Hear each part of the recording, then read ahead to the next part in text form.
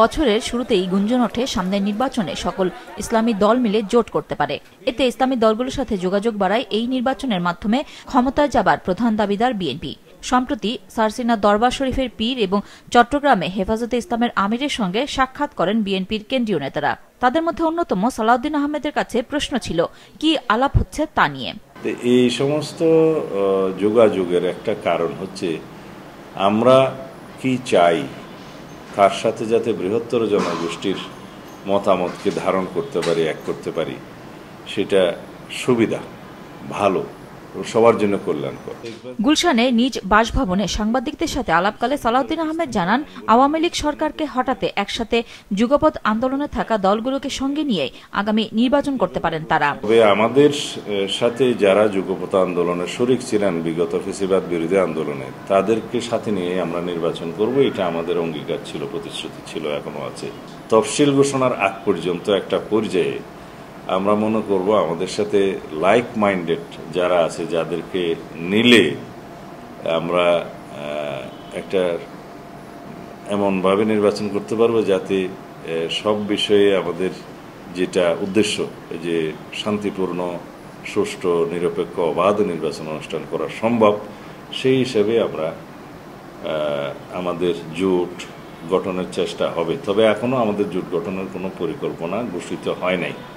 অন্তর্বর্তী সরকারের গত এক বছরের কার্যক্রম মূল্যায়ন করতে গিয়ে তিনি বলেন, এ সরকারের কাছে জনগণের প্রত্যাশা ছিল অনেক, তবে সব পূরণ করতে পারেনি তারা। ডেমোক্রেসির পরিবর্তে মবোক্রেসির একটা টেন্ডেন্সি দেখা গিয়েছে।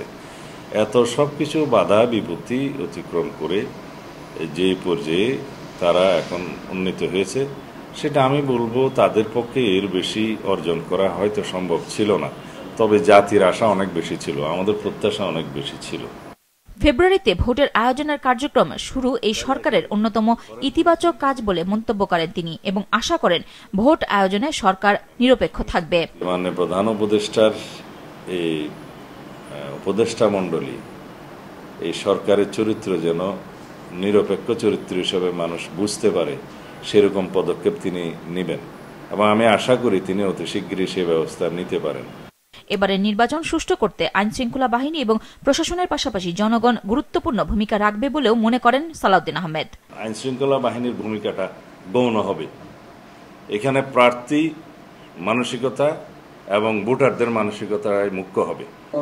এদিকে বিকেলে মহাখালীতে গাউসুল আজম মসজিদ কমপ্লেক্স মাদ্রাসায় বাংলাদেশ জমিয়াতুল মোদাররেসিন নেতৃবৃন্দর সাথে সাক্ষাৎ শেষে সালাউদ্দিন আহমেদ বলেন, ক্ষমতায় গেলে কুরআন সুন্নাহ ও শরিয়া বিরোধী আইন করবে না বিএনপি। বাংলাদেশে ইসলামী কুরআন সুন্নাহর বিপরীতে শরীয়ত বিরোধী কোনো আইন প্রণীত হবে না। আমরা সমস্ত মানুষের সাথে কথা বলছি, রাজনৈতিক, অরাজনৈতিক, ইসলামপন্থী সমস্ত দলের সাথে কথা বলছি। ভোট সংক্রান্ত বিষয় না, দোয়া চাইতেই এই সাক্ষাৎ, জানান দলের সিনিয়র নেতা নজরুল ইসলাম খান। নুরুন নাহার উইলি, মাছরাঙা সংবাদ, ঢাকা।